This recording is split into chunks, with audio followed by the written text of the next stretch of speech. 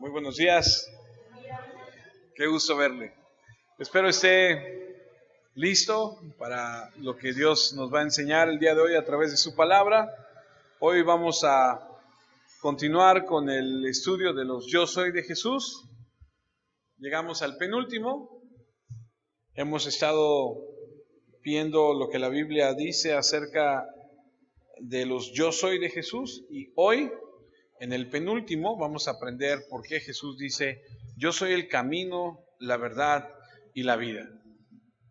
Si usted ha estado con nosotros en estos últimos meses, estas semanas tal vez, usted recordará que empezamos con los estudios de los Yo Soy, y el primero que vimos es cuando Jesús dice: yo soy el pan de vida, hablando de que Él es el que sustenta, el que nutre nuestras vidas. Cuando Jesús dice: yo soy la luz del mundo, aprendimos que Él es la fuente que disipa toda oscuridad en nuestras vidas.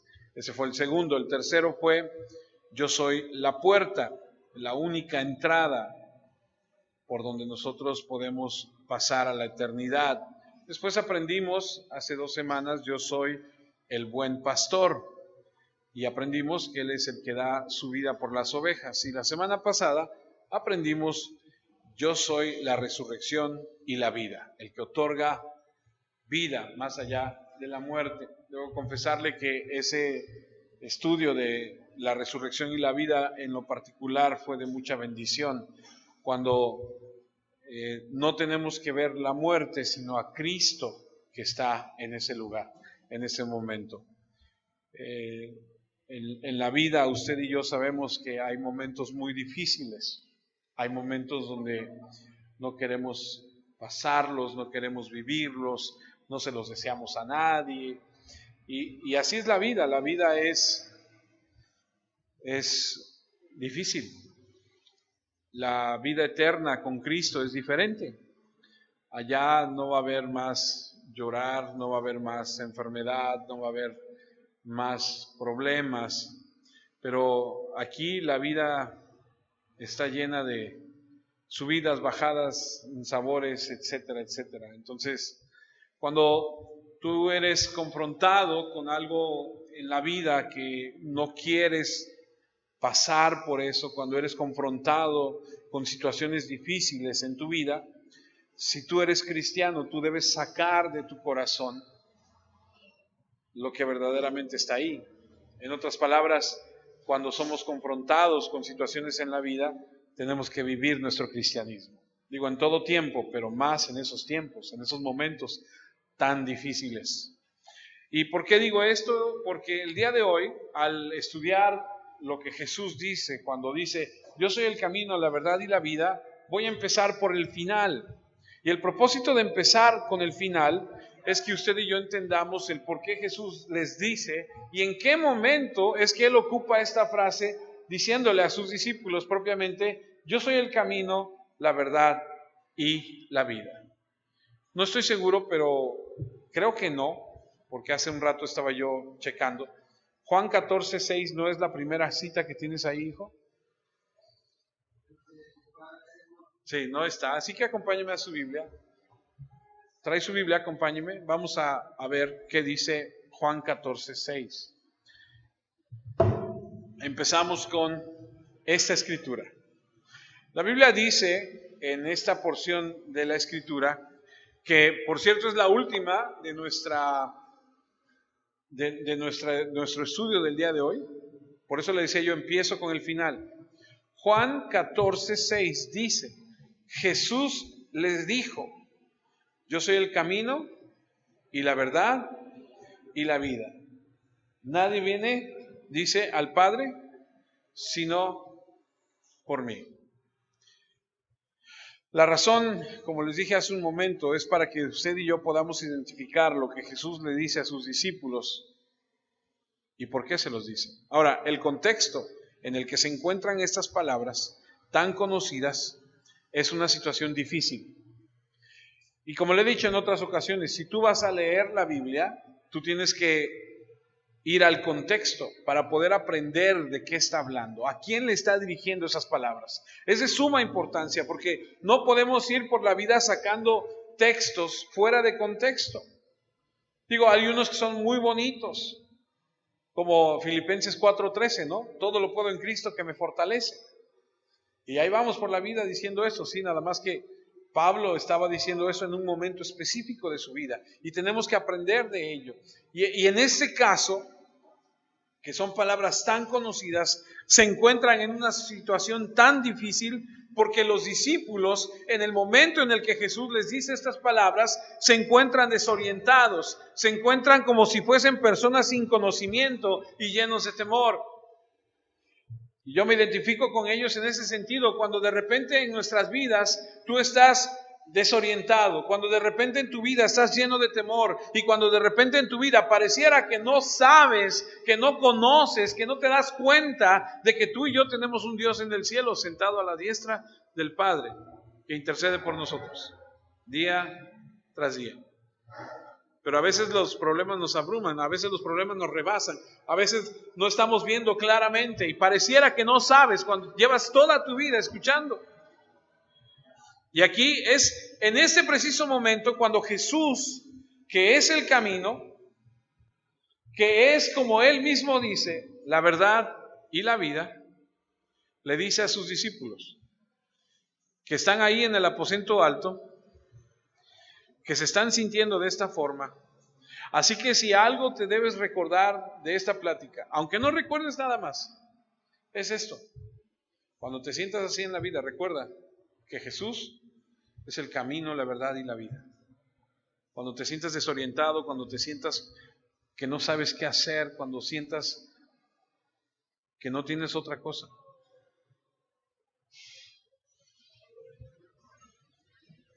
Llegamos a este contexto en la última semana de nuestro Señor Jesús. Él ha estado viviendo de lleno, por completo, 7/24, como dicen, su ministerio. Durante los últimos 3 años, Él ha estado día y noche dedicándose a lo que Él vino a la tierra, a predicar el reino de los cielos. Y con eso y en ese caminar, Él ha rodeado su vida de estas personas que lo acompañan, que durante 3 años han estado ahí con Él. La historia donde leemos estas palabras es un lugar a donde ellos están en un aposento alto, en un lugar reservado solamente para ellos en la última semana de Jesús en la tierra. No hay nadie más, son los únicos. Esas palabras se las dirige a sus discípulos. Y pareciera extraño porque ellos han escuchado día tras día tras día durante 3 años la enseñanza de Jesús. Sin embargo, Él les tiene que recordar a estas personas que Él es el camino, la verdad y la vida, como si no lo supieran, como si no lo hubieran visto, como si no lo hubieran experimentado.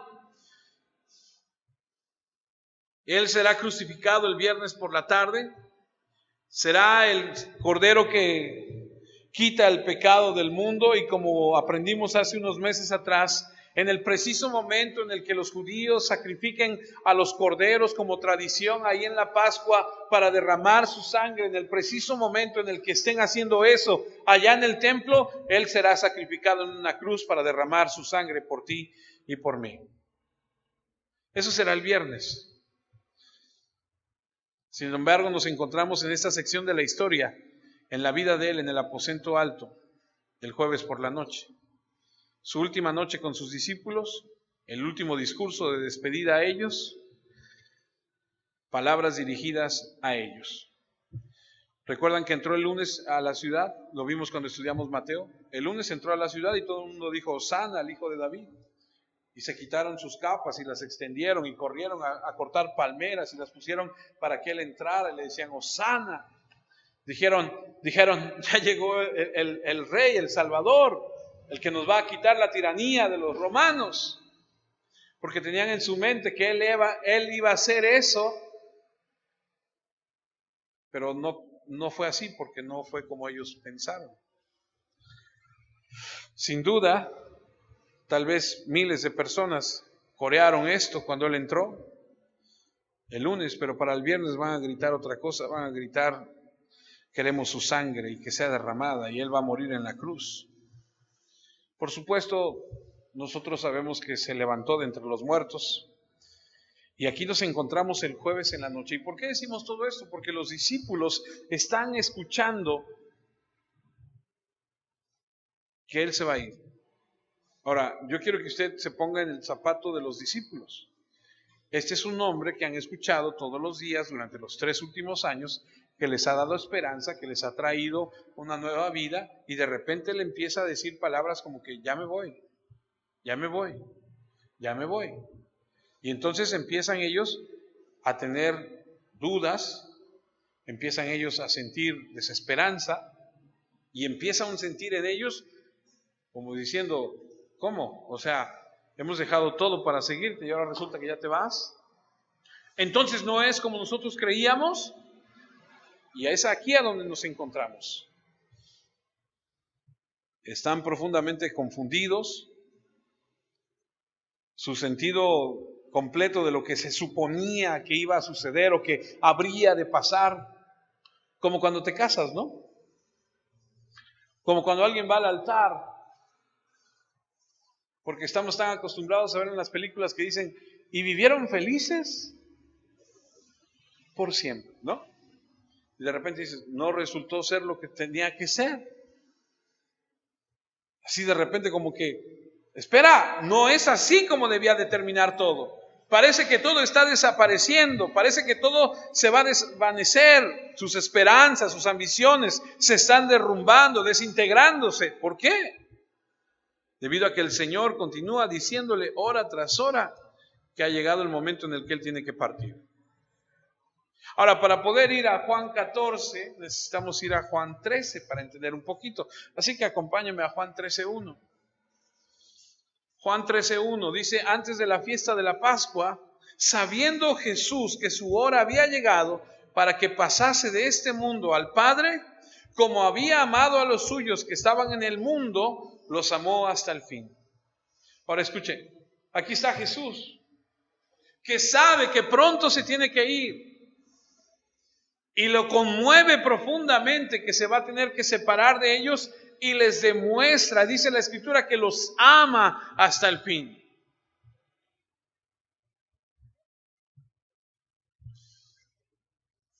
Los va a consolar antes de su partida porque sabe lo que va a causar esto en ellos. Somos carne, ¿cierto? Hace rato platicaba con Paco y decíamos, lo espiritual, la fe, el creer, sí, eso es verdad. Creemos en Dios. ¿Usted cree en Dios? Sí. ¿Tiene fe en Dios? Sí. ¿Pero le duele cuando algo pasa? Claro. Porque no puede llegar la gente y decirte, pues no, que mucha fe. Pues sí tengo fe, pero mi carne también es débil y me duele, ¿o no? Y Él los consuela, porque sabe que les duele. Juan 13:33, hijitos, aún estaré con vosotros un poco, me buscaréis, pero como dije a los judíos, así os digo ahora a vosotros, a donde yo voy, ¿cómo dice? Vosotros no podéis ir. Yo crecí en Estados Unidos y me acuerdo mucho que mi padre se fue a Estados Unidos buscando una mejor vida y después nos mandó a traer a mi mamá y a mí, mi hermana se quedó. Llegamos a Estados Unidos, estuvimos unos meses y lo recuerdo como si hubiera sido ayer. Un día nos paramos y nos fuimos a un lugar que yo no conocía y ahí de repente, en ese momento yo me enteré que mi mamá se regresaba a México. Entonces imagínate a un niño de 8 años que de repente le dicen, hoy se va tu mamá a México. Y yo me acuerdo que yo me aferraba a las piernas de mi mamá y le decía, yo me quiero ir contigo. Y ella me decía, no, tú no puedes ir. Cuando hay una separación, hay un dolor. Y Jesús sabe que al estarles repitiendo una y otra vez, eso a ellos les duele. Que ojo, dejaron todo. Si tú eres de aquellas personas que ha leído un poco más la Biblia, sabes que los discípulos, hubo un momento donde le dicen a Jesús, oye Jesús, nosotros dejamos todo por seguirte. Juan 13:36, le dijo Simón Pedro: Señor, ¿a dónde vas? Jesús le respondió: a donde yo voy, no me puedes seguir ahora, mas me seguirás después. Pero toda separación causa un dolor. Entonces Él está preocupado porque Él está sintiendo, Él sabe todo, amén. Él sabe cómo te sientes tú. Él sabe por lo que estás pasando. Y los quiere consolar. Juan 14:12 dice: de cierto os digo, el que en mí cree, las obras que yo hago, Él las hará también, y aún mayores hará, porque yo voy al Padre. O sea que en una y en otra ocasión les dijo: yo me voy a ir, yo me voy a separar de ustedes. Y como sabe que les está pegando, les está rompiendo ahí el corazón, que ellos van a estar confundidos, ellos van a estar ahí desconsolados, porque Él se va, Él los va a consolar. Y luego, para aumentar la confusión, la duda, el miedo, la ansiedad, les dice que incluso entre ellos había un traidor. Dice: no solamente me voy, sino que entre ustedes les dejo un lobo, o más bien entre ustedes hay un traidor, y que ese iba a entregar a los enemigos. Juan 13:21 dice: habiendo dicho Jesús esto, se conmovió en espíritu y declaró y dijo: de cierto os digo que uno de vosotros me va a entregar. Ahora imagínate, hemos estado con Él día y noche, hemos creído en Él, hemos abandonado todo a lo que nos dedicamos para seguirlo, y ahora nos sale con que se va, y ahora nos sale con que uno de nosotros lo va a traicionar. Imagínate cómo se siente. ¿Cómo te sentirías tú? ¿Alguien alguna vez te ha traicionado? ¿Alguien a quien tú amas alguna vez te ha traicionado? Imagínate el dolor. Ahora, no solamente eso, sino que les había dicho que lo iban a arrestar, a golpear, lo iban a asesinar. También les dijo: serán dispersados. Todo esto es parte de lo que puedes leer en Isaías 53.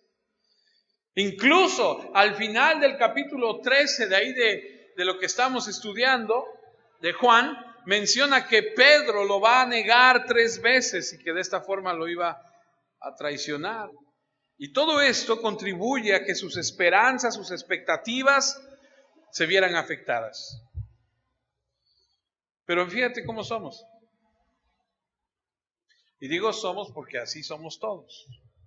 Los discípulos están escuchando que se va, han escuchado que lo van a traicionar, que algunos lo van a negar, han escuchado que van a ser dispersos cuando Él no esté.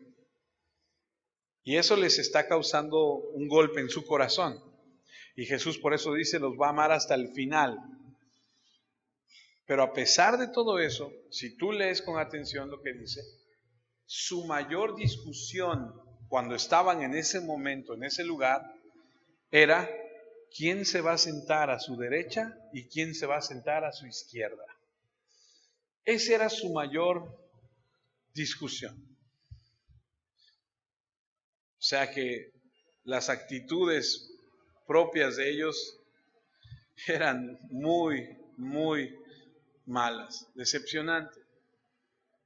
No sé si te ha pasado, no sé si tú lo has hecho o conoces a alguien. Dices: oye, estamos en medio de un problema, mira, estamos en medio, y este está pensando en otra cosa. A este le interesa más en cuánto se va a vender el terreno que nos dejó, ¿no? O sea, cosas así como que dices: no puede ser, o sea, hay cosas más importantes en las que tenemos que pensar, hay cosas más importantes en las que tenemos que concentrarnos, y tú estás pensando en otras cosas que no tiene caso, que no es el momento. Así somos. Peleando por la prominencia. Ninguno de ellos estaba dispuesto a agacharse y a lavar los pies los unos de los otros. Jesús tuvo que hacerlo, ¿recuerdas? Es un momento difícil. No es como se supone que debería de haber terminado. No muestran absolutamente ningún interés en el sufrimiento que Él está pasando. Nadie de ellos le ofrece una palabra de consuelo. Nadie de ellos se acerca para expresar un amor fiel. Parecen estar completamente indiferentes a lo que él está a punto de tener que pasar. No le demuestran un amor verdadero. Sin embargo, él los ama infinitamente.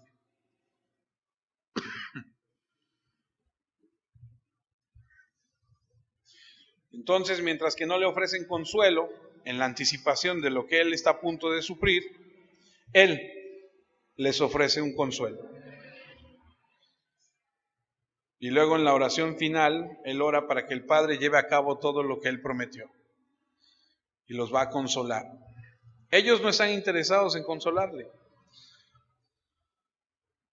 Pero ese es el corazón bondadoso, compasivo de ese Señor que tenemos sentado a la diestra de nuestro Padre, que es Jesucristo, misericordioso. Ok, ahora entremos para entender por qué dice: yo soy el camino, la verdad y la vida. Juan 14:1. Ya vimos un poquito en lo anterior, ahora vamos a Juan 14:1 para ver cuál es la primera expresión que leemos en Juan 14:1. Por eso te digo que Él sabe, Él conoce sus corazones. Dice Juan 14:1, no se turbe vuestro corazón. ¿Creéis en Dios? Creed también en mí. En la casa de mi Padre muchas moradas hay. Si así no fuera, yo os lo hubiera dicho. Voy pues a preparar lugar para vosotros. Y si me fuere y os preparare el lugar, vendré otra vez y os tomaré a mí mismo, para que donde yo estoy, vosotros también estéis. Y sabéis a dónde voy y sabéis el camino. Le dijo Tomás: Señor, no sabemos a dónde vas. ¿Cómo pues podemos saber el camino? Jesús le dijo: yo soy el camino y la verdad y la vida. Nadie viene al Padre sino por mí. Completamente consciente de que Él va a sufrir en unas pocas horas todo lo que va a tener que pasar por el peso del pecado y que va a comenzar a saborear esa copa amarga del juicio divino, la copa de la muerte, todavía está contemplando los temores, las tristezas de sus amados apóstoles, como si Él no sufriera nada. A Él no le ofrecen consuelo ni misericordia por parte de estos hombres con los que ha convivido en los últimos años. Sin embargo, en lugar de estar ocupado, consumido en su dolor, Él vuelca su corazón hacia ellos y les dice, en estos 6 versículos encontramos como un bálsamo, porque más adelante Él les va a decir, les conviene que yo me vaya porque va a venir el Consolador, que es el Espíritu Santo. Y entonces vemos que Él dice en Juan 14:1, no se turbe vuestro corazón. Y vemos un consuelo de parte de Jesús hacia estas personas. Y lo que Él está diciendo aquí es, no empieces a preocuparte, lo que Él está diciendo aquí es, detente, deja de preocuparte, no se turbe tu corazón, no más. Hace un momento les dije que si saben que Él sabe todo, ¿cierto? Él sabe lo que tú sientes, Él sabe lo que estás viviendo. Gracias a Dios, porque Él sabe todo. Después de todo, Él es Dios y Él conoce el corazón de estos hombres, que está lleno de diferentes emociones. Observa cómo sus esperanzas llegan a un final, sus deseos se desvanecen por lo que Él ha anunciado de su muerte, de su partida, por el dolor de separarse de ellos, de que en ese momento a donde Él va ellos no pueden, y sabe que están desconcentrados, tristes, desesperados, deprimidos. Una escena tan diferente a la del lunes, que cuando el lunes entran todo era regocijo, todo era alegría, todo era júbilo. Y así es la vida, amados hermanos. Un día tenemos todo y otro día no tenemos nada. Un día parece que el viento va en popa y decimos, no me hace falta nada, estoy muy bien. Y al otro día estamos en una situación desesperada. Y entonces como la vida es así, de altibajos, y a donde de repente tienes y a donde de repente no tienes y a donde de repente más o menos, Jesús, como sabe que así es la vida, te dice a ti y a mí esta mañana, no te desesperes, que no se turbe tu corazón, que no se inquiete tu corazón. ¿Crees en Dios? Dice, cree también en mí.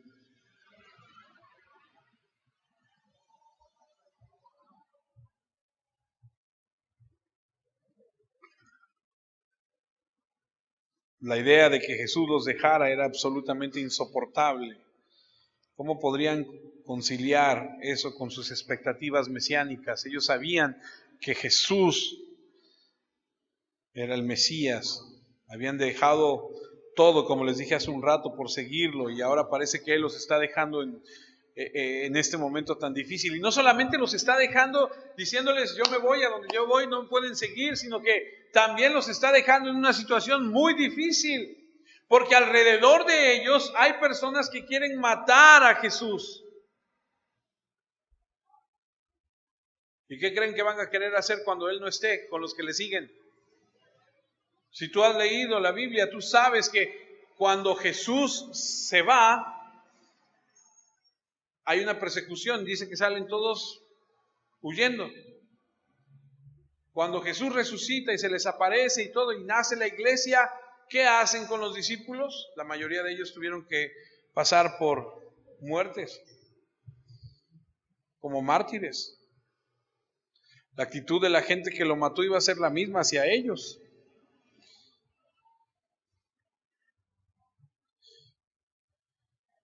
Y aquí vemos a este Jesús,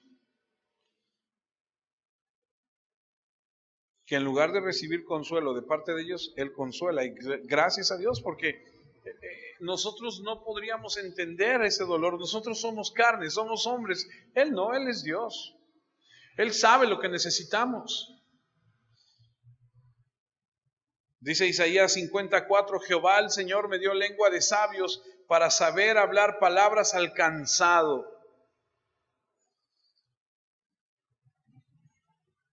Despertará mañana tras mañana, despertará mi oído para que oiga como los sabios. Él conocía su cansancio. Por eso orábamos hace un momento, decía yo, Señor, danos fuerzas a los cansados. ¿Estás cansado? ¿Estás agobiado? ¿Estás, como dice la Escritura, trabajado? ¿Hay algo en tu corazón que pesa, que dices, ya no puedo?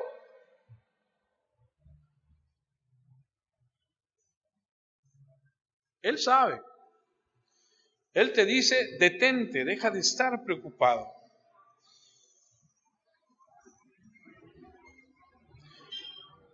Inmediatamente después, cuando viene esta expresión, crees en Dios, entonces viene un imperativo que dice, cree también en mí. Y es un nuevo reclamo de deidad.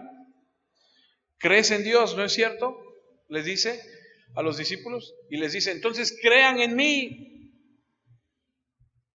Porque si estoy diciendo que me voy a ir, recuerden que también he dicho que voy a regresar. Juan en todo su evangelio defiende que Jesús es Dios, y ese es el punto central de todo el evangelio, para que crean que Jesús es el Cristo, el Hijo de Dios. Dice Juan 20:31, pero aún no está escrito, para que creamos que Jesús es el Cristo, el Hijo de Dios, y para que creyendo tengáis vida en su nombre. ¿Y cuál es el punto de todo esto? Que creamos en Dios. Es simple. ¿Crees en Dios a quien no puedes ver? Porque Dios es espíritu, ninguno de ellos había visto a Dios, pero creían en Él. Y lo que Él está diciendo es, ¿tú crees en Dios? Del que has aprendido del Antiguo Testamento, a quien nunca has visto. ¿Crees en Él? Cree en mí que has visto. Y es otra vez otro reclamo de su deidad. David en el Salmo 27, versículo 3 escribe, hubiera yo desmayado, sino que si no creyese que veré la bondad de Jehová en la tierra de los vivientes. Es como si David dijera, admito, acepto que hay muchos problemas en la vida para derribarme, para detenerme, a menos que crea que veré la bondad del Señor en la tierra de los vivos. Por eso luego le digo a la gente, ¿quieres dejar de tener problemas? Muérete. Porque en esta vida hay muchos problemas, ¿cierto? Gente luego dice, ay, nada más que salga yo de este problema, ay, entonces ya veré la mía. Ajá, sales de ese problema y ¿qué? Ahí viene otro a la vuelta de la esquina, ¿cierto? Y los problemas son parte de la vida. ¿Tienes hijos pequeños? ¿Tienes problemas pequeños? ¿Tienes hijos grandes? ¿Tienes problemas grandes? Así es. El Salmo 27:14, aguarda a Jehová, esfuérzate y aliéntese tu corazón. Sí, espera a Jehová. Te digo una cosa, problemas vamos a tener toda la vida. No se van a acabar nunca, mientras vivamos en este cuerpo. Por eso luego mi esposa me dice, ya no sé si en broma o en serio, me dice, yo ya me quiero ir con el Señor, porque allá no hay problemas. No sé si es porque vive conmigo o qué, pero de repente me dice, ya me quiero ir. Espera en el Señor, deja que tu corazón se anime.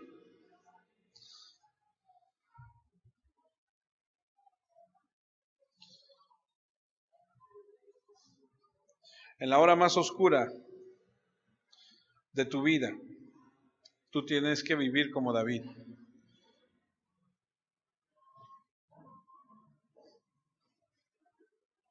Esperando en el Señor.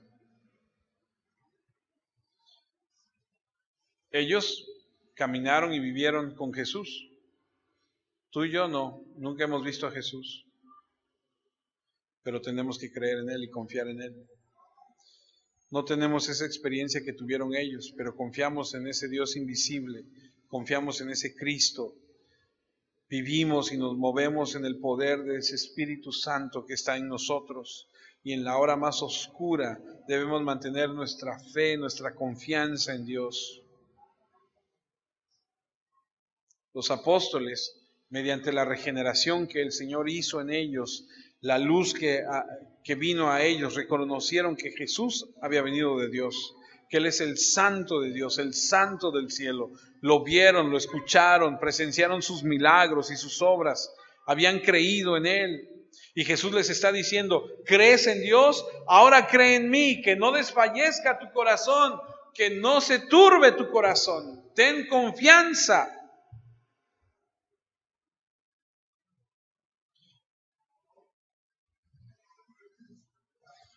Dice Deuteronomio 31:6, esforzaos. ¿Alguien ha estado deprimido alguna vez? ¿Alguien ha estado mal alguna vez en su vida? Angustiado, caído. Gente que se pone mal, que ni siquiera quiere comer, ¿cierto? Come, ahí está la gente diciendo, come, te vas a enfermar. Tú dices, no quiero nada. ¿Qué quieres? Mucha gente duerme todo el día. Mucha gente se encierra, apaga las luces, dice, no quiero saber nada. Porque estás tan angustiado, tan agobiado. Dices, no quiero nada en la vida ya. Y la Biblia te dice, esfuérzate y cobra ánimo. No temáis ni tengáis miedo de ellos, porque Jehová tu Dios es el que va contigo. No te dejará, dice, ni te desamparará. No estás solo. Y si estás aquí es por algo. Porque si Dios te quiere con Él, entonces te dice, vete, vámonos. Y te vas. Pero si no te has ido, si te quedaste aquí, es por algo. Conozco a mucha gente que ha sufrido accidentes fuertes, a donde dices, no inventes, ese es un milagro. ¿Cómo pudo salir vivo de eso? Que no es su hora, no es su tiempo, no es su momento. Porque si fuera tu tiempo, si fuera tu hora, ya estarías con Él. ¿No? Pero mientras estés aquí y Dios te deja aquí, tienes que esforzarte y tienes que ser valiente y tienes que echarle ganas y tienes que seguir adelante hasta que llegue tu hora, hasta que llegue tu momento, hasta donde llegue el turno que es tuyo, que te diga el Señor: hey, ahora sí, vámonos, ya te tocó. Y te digo una cosa, te puede tocar a ti, me puede tocar a mí, puede tocar a cualquiera. Pero mientras tenemos que creer en ese Señor que está ahí. Aunque no lo hemos visto, sabemos que está con nosotros. Y Jesús les está diciendo: vas a tener que creer en mí aunque no me veas, de la misma manera en que crees en Dios. Vas a tener que tener plena confianza en mi presencia, en mi poder.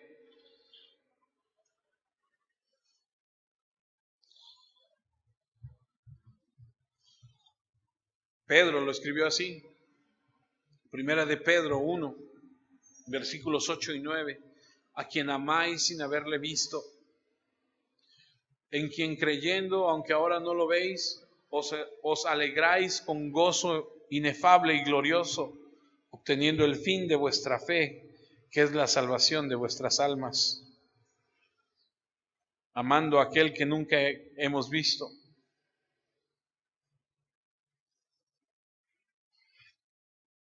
Jesús les dice: tienen que creer en mí como han creído en Dios.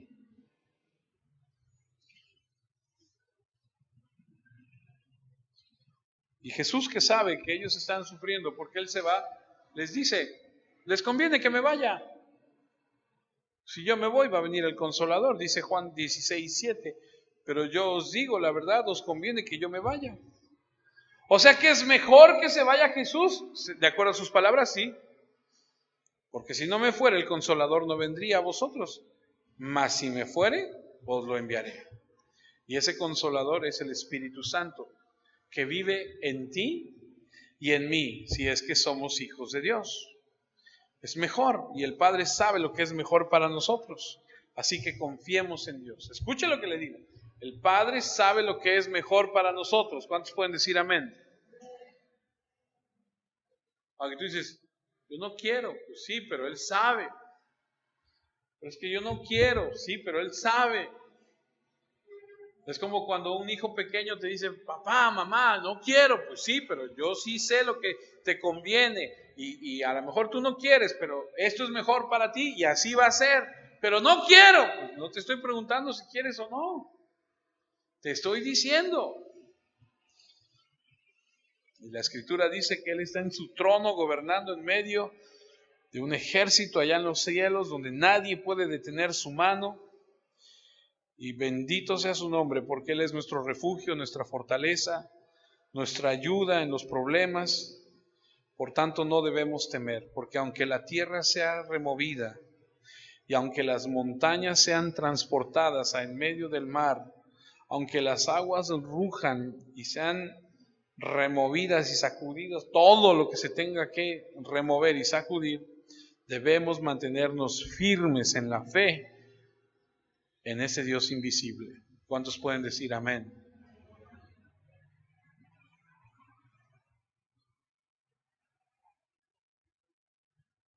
Si Dios está con nosotros, ¿quién contra nosotros?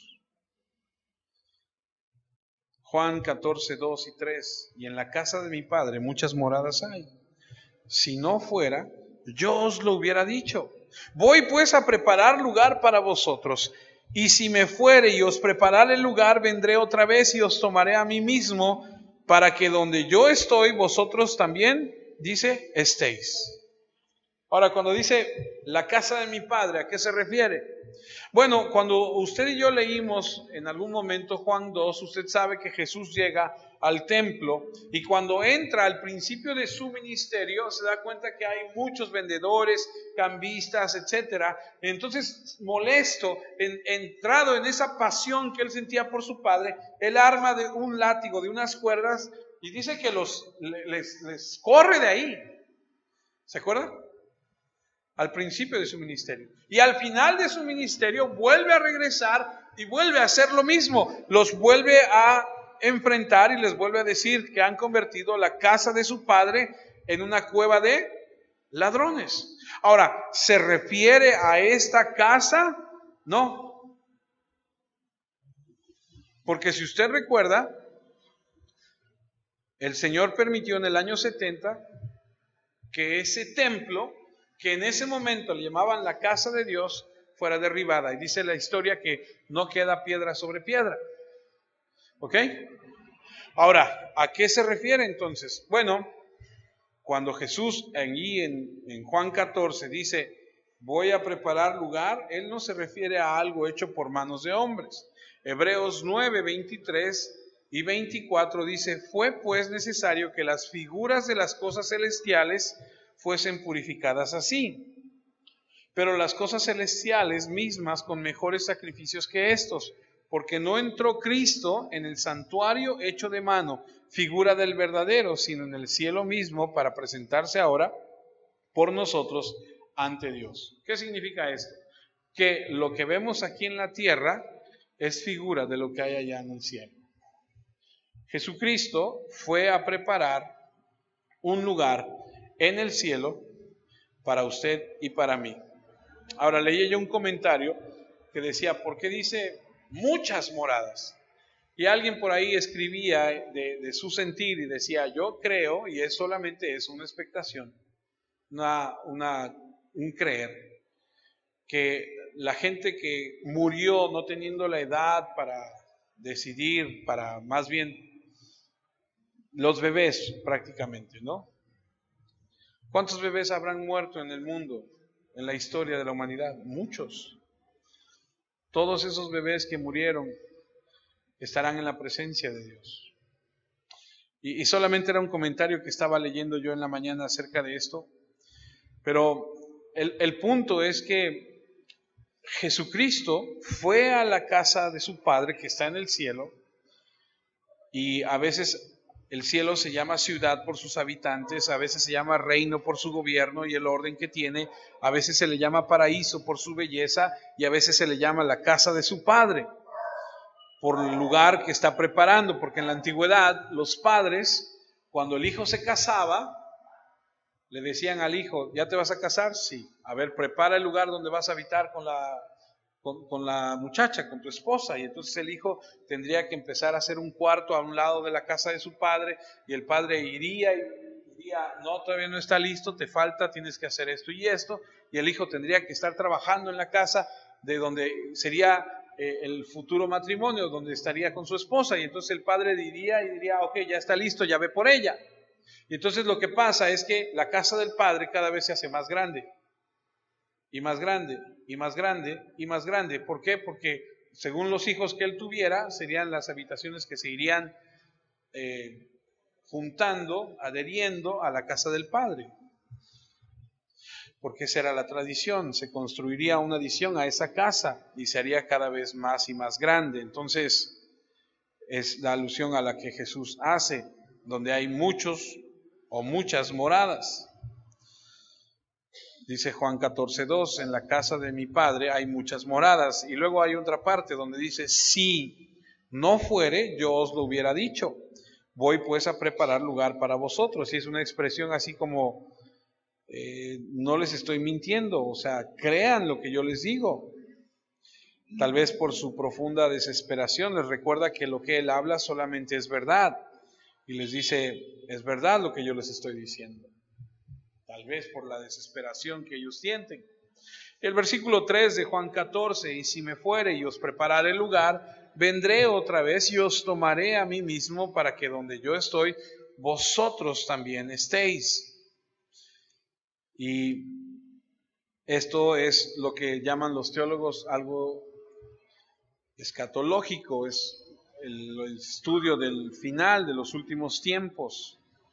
Y por supuesto que cuando un creyente muere, nuestra fe nos dice que en ese momento parte y va inmediatamente a la presencia del Señor, porque le dice, a donde yo estoy, vosotros también estéis. Esto es en su presencia. Esa es la promesa. voy a prepararte un lugar.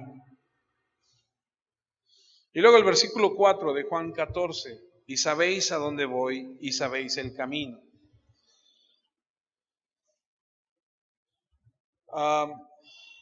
El camino es Él. Hace unos días hablaba con una persona y me decía, todos los caminos llevan a Dios. No, no todos los caminos llevan a Dios, solamente hay un camino. Y el camino se llama Jesucristo. Así como cuando Él dijo en Juan 10, yo soy la puerta. Él es la puerta por donde accesamos a ese pasto eterno. Él es la puerta y no hay otra puerta. El versículo 5 de Juan 14 dice que le dijo Tomás, Señor, no sabemos a dónde vas. ¿Cómo pues podemos saber el camino? Y parece ser que es como si se alegrara que hubiera preguntado eso, porque la respuesta es creíblemente importante y le responde Juan 14:6, que ya lo vimos. Yo soy el camino y la verdad y la vida, y nadie viene al Padre sino por mí. Y aquí vemos el sexto, yo soy de Jesús. Ahora, ya estoy terminando.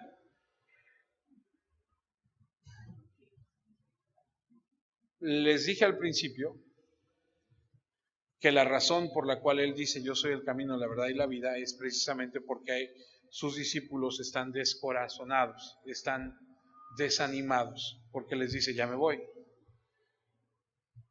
Y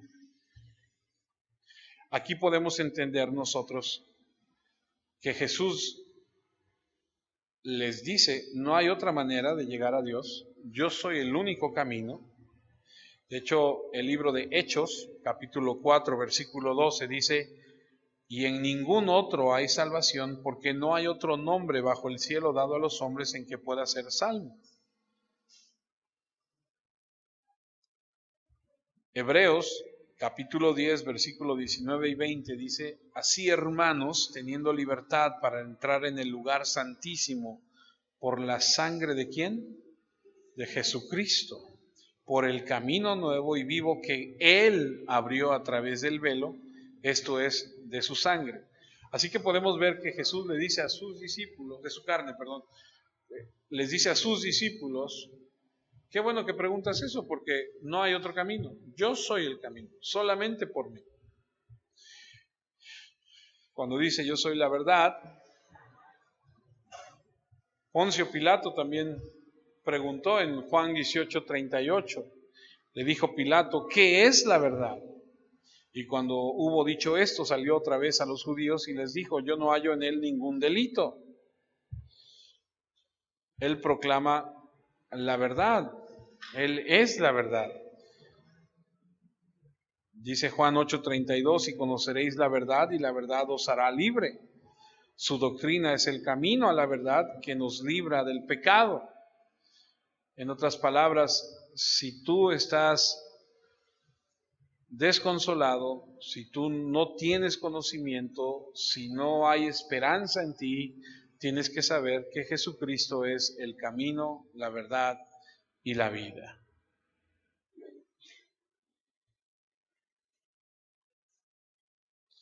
Dice Juan 8, versículos 34. Jesús le respondió, de cierto os digo que todo lo que hace un pecado esclavo es del pecado, y el esclavo no queda en la casa para siempre, el Hijo sí queda para siempre. Así es, si el Hijo da la libertad, se dará a conocer de manera gratuita. Así que la libertad de la esclavitud del pecado es en Jesús. Y termino. Jesús es la vida. Y debemos nacer de nuevo para tener esa vida. Dice Juan 3:3, respondió Jesús y le dijo, de cierto te digo, que el que no naciere de nuevo no puede ver el reino de Dios. Así que cuando tú y yo estemos en una situación, recordemos que nuestro Señor es el camino, Él es la verdad y Él es la vida. Si tú has nacido de nuevo, tú tienes la vida.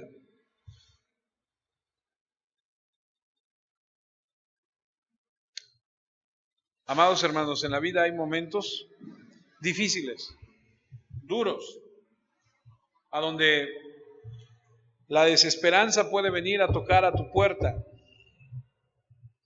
a donde la situación, la magnitud del problema puede ser grande y puede venir a tocar a la puerta de tu corazón. Recuerda, si Cristo es el Señor de tu vida, no se turbe tu corazón. Confía en Él. Oremos.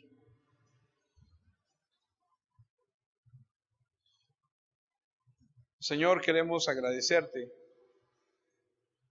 la oportunidad que nos das de estudiar tu palabra, la oportunidad que nos das, Señor, de poder entender y comprender lo que tú tienes para nuestra vida. Nosotros entendemos y sabemos que tú lo conoces todo. Sabes lo que estamos viviendo, lo que estamos pasando. Ayúdanos. Que no se nos olvide nunca que tú estás con nosotros. Que tú tienes el control.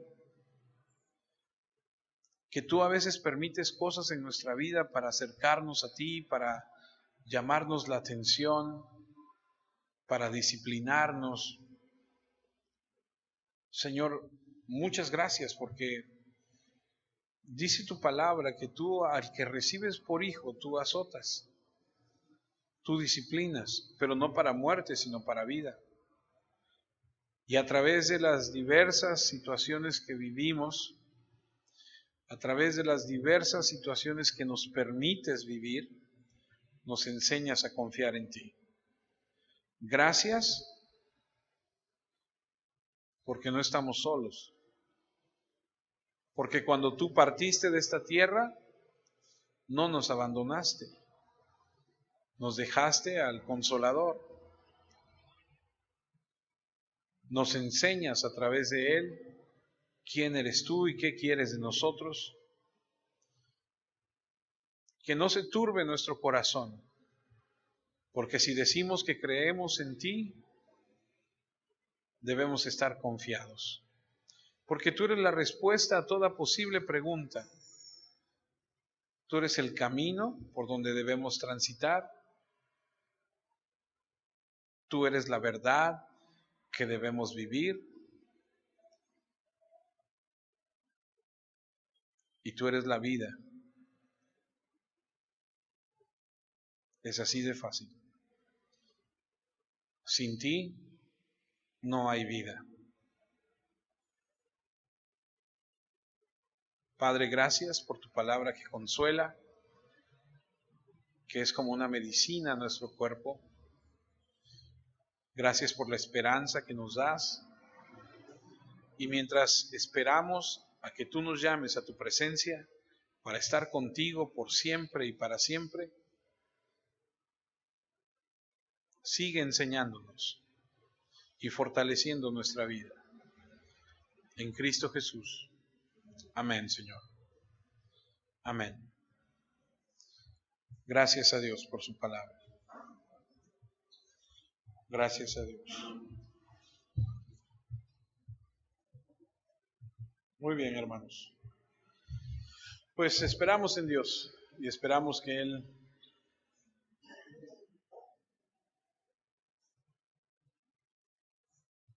haga su voluntad.